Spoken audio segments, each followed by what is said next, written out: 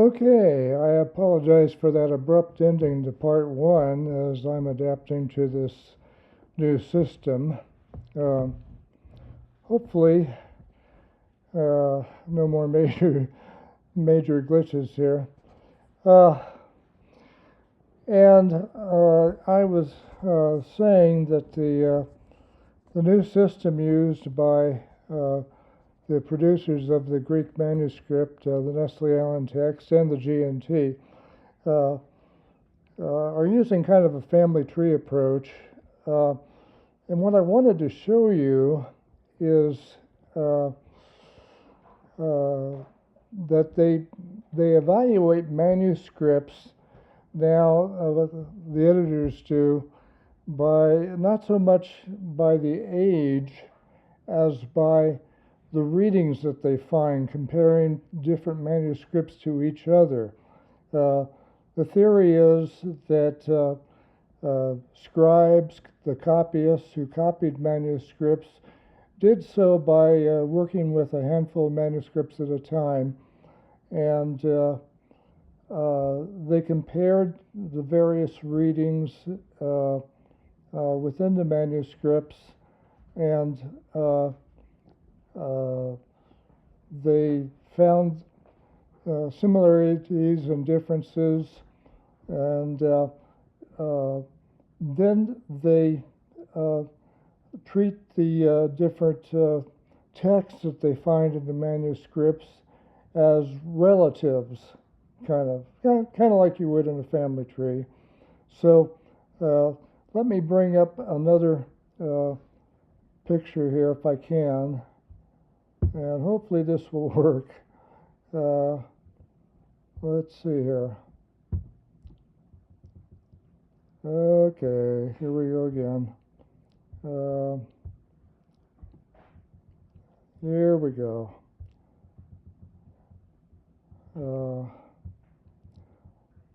I'm hiding my face here a bit. Here's what you would find in looking online at, again, the University of Muenster site.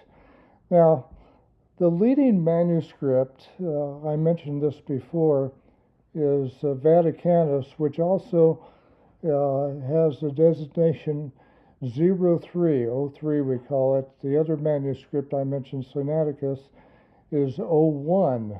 And you can look up relatives for these manuscripts, and the way they're rated, if this works, here we go. Okay, good. Relatives for 01.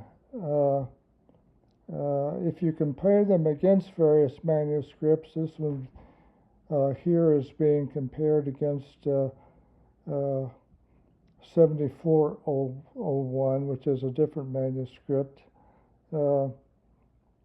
Anyway, or rather, I think what it's actually saying is it has 7401 relatives. But the important thing when you bring up relatives for it is that if you look at each of these headings, and you won't see it here because this is basically just a screenshot, but if you put your cursor over these headings, you'll get a bubble explanation of what they are, which is very handy. And you will find that, for example, this is a percentage of agreement between the manuscript. Now, if it doesn't agree to a high rate, like in this case, you've got 94% agreement, or well, 92.5% agreement between Vaticanus 03 and P74, which is a papyrus, and as you go through here, it tells you the equivalency rate, equivalent number of passages, or the equivalency among the passages, how many passages there are to compare, and this is the key factor here. You see W1 and W2. W1 is always a manuscript you've chosen for comparison, in this case, the Vaticanus III. W2 is whatever manuscript is here under the W2 column. P74 is a papyrus. 01 is Sinaiticus, the other ancient manuscript, and usually these are in very high rate of agreement, as you can see here. Now, if they were identical, let's say you had two identical manuscripts, there'd be no way to relate to them as relatives, or no way to say that one was, in theory, the ancestor of the other. To use genealogical terminology here. But if one of the two has a majority of readings, of variant readings that the editors working for the organization Muenster here consider more likely to be earlier readings, then that manuscript that you're comparing is considered the ancestor of the other manuscript. So it's considered somewhat earlier than the other manuscript, at least in terms of overall readings. Now, that's a kind of I don't know, point of view thing. You could say that, all right, if I'm going to compare any two manuscripts and say that I can't tell between these manuscripts, looking at the text, which text is older than the other, except that when I consider the readings where they do vary, I'm going to decide that the one who has the older readings, more older readings than the others, I'm going to consider that the more ancient manuscript in terms of the text. I hope that makes sense, okay? How many readings does it have to have that are older in order to be considered the ancestor of the other manuscript, be considered older than the other manuscript? And that's how we're looking at it, okay?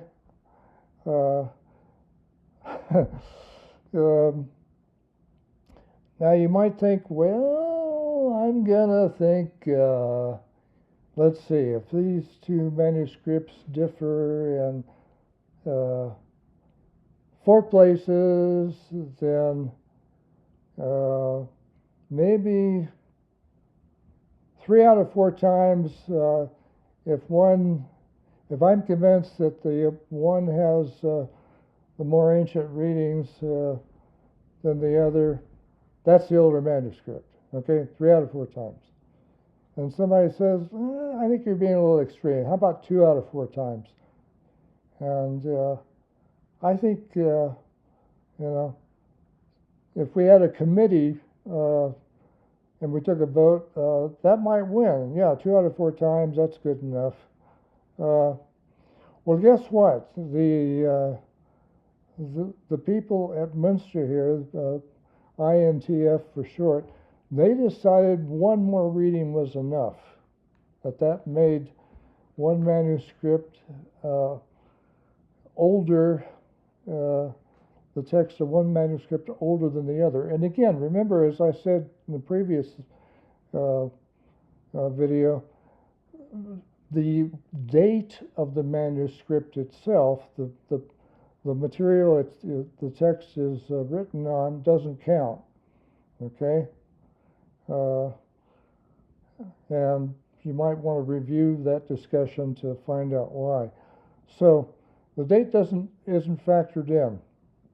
All right, it's just the writing, and who decides what is prior? Well, that's a matter of principles of textual criticism, but a leading factor in that is what's the harder reading, and the basic question is which reading was most likely to be changed to the other.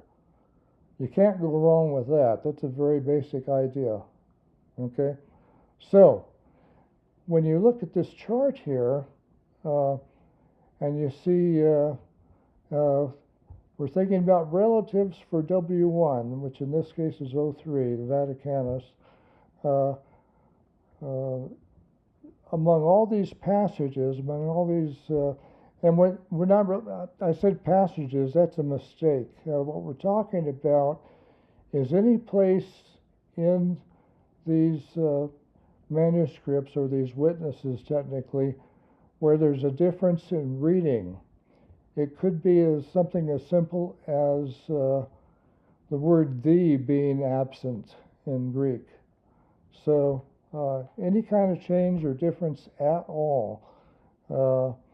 In this case, what the chart is telling you is that for P74, there are, as far as the editors are concerned, there are 175 places where P74 shows an older reading than O3 does, Vaticanus, 175 places. But, contrary to that, there are 249 places where Vaticanus O3 shows an earlier reading than P74. And then on the other hand, there are 63 places here where they think it's unclear. Okay? So they're not really sure.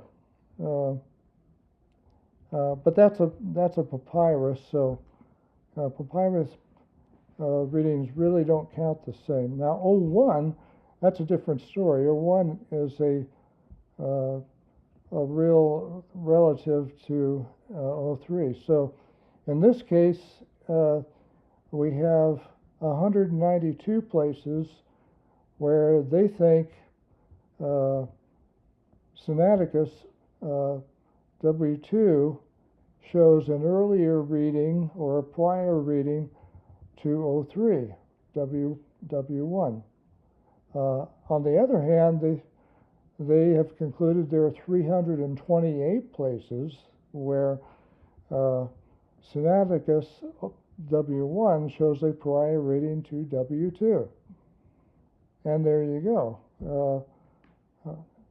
52 where they can't decide. All right. So, on the whole, they would conclude that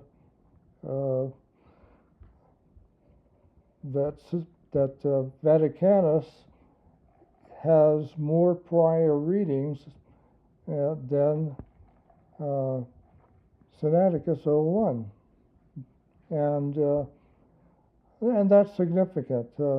O3 Vaticanus usually is the better manuscript as far as prior readings go. Now over here, if you want to, I can't do it because this is just a screenshot. It's not actually plugged into anything.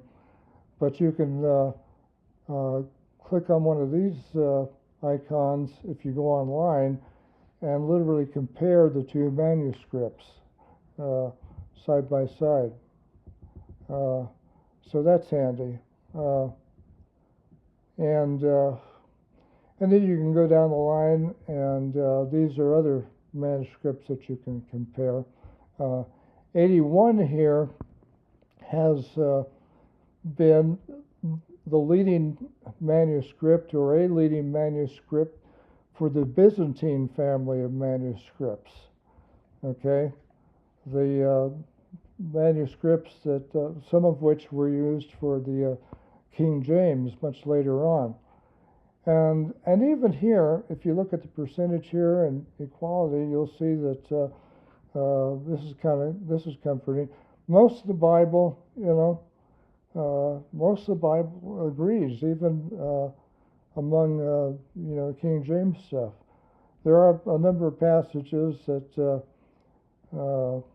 within the King James realm, there was, of course, the Textus Receptus, which had some passages that are, I think, are really too far-fetched and don't have good manuscript support even among most of the Byzantine manuscripts, which is also roughly called the majority text. But you can compare all of these. Here you see this is pretty close with, again, W1 winning out over 81. And I think this reflects something that has happened more recently. I've looked at some of these changes firsthand, and in my opinion, Muenster here, the people at Muenster, the editors, have tried to compensate for a tendency to downgrade or overlook the Byzantine text, and they have tended to give more weight to it than it really deserves. And we can go over that in more detail in another video or review. And I'll probably go over that later on in other videos when we look at individual passages. I think that's something that they're going to have to retreat and regroup over later on and reconsider. But that's down the line, and this is just kind of an overview of what is going on. So I think good. I think we're getting this pretty much put together now.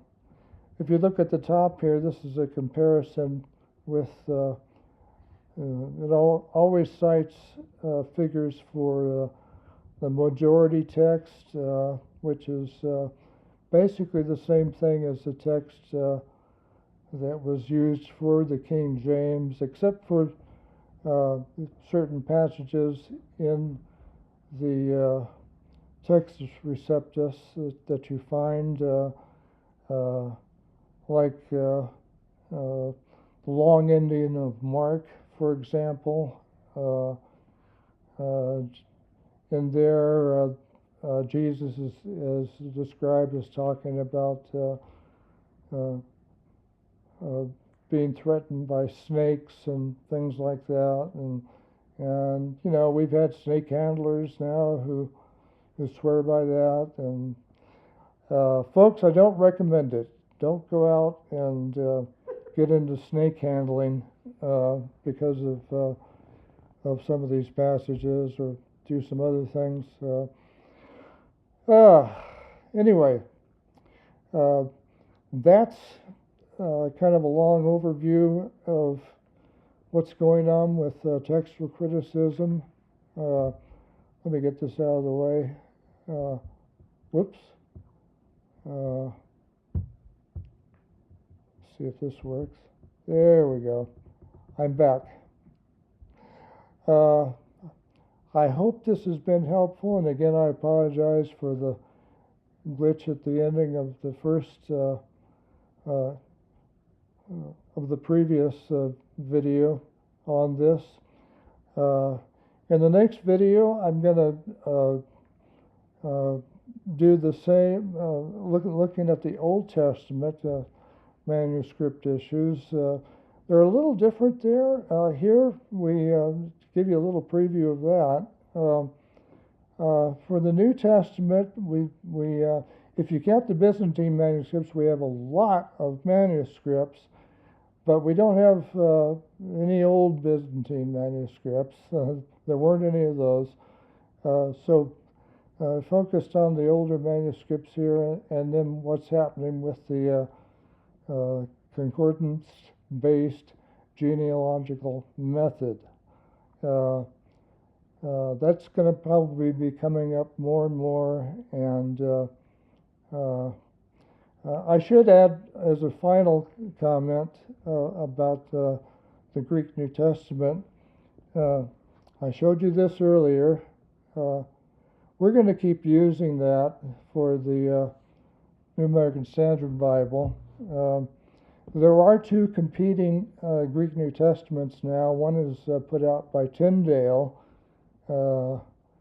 and I think it's just called the Tyndale Greek New Testament.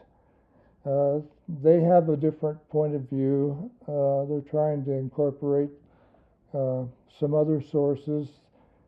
I think they're too limited in their sources. There's another Greek Testament put out by the Society for Biblical Literature, and it's creatively called the SBL Greek New Testament.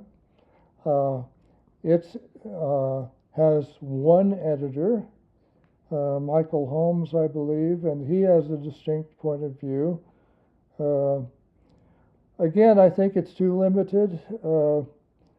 While I have my issues with the CBGM, and again, the tendency of the editors now, I think, to lean back toward the Byzantine text, I think mainly because they find a lot of coherence in the manuscripts there, which is pretty much to be expected, I think. We still like that text because it has a very, very thorough accounting of the manuscripts, which we can go in and look at. I even have access to online images of the individual manuscripts, and I use that all the time. It's very, very helpful. So that's what translators have to do today if they're going to be worth their salt, as the Romans used to say. We need to be able to go in and look at the manuscripts individually. We have to make decisions about the best reading. And it's up to you guys to make your own decisions about what Bible you want to use. That's up to you. So blessings on you, and I look forward to seeing you as much as I can in the next video. If you have questions about this video or and future videos, please feel free to post them on the YouTube site, and I will try to answer them. Thanks very much. Blessings on you.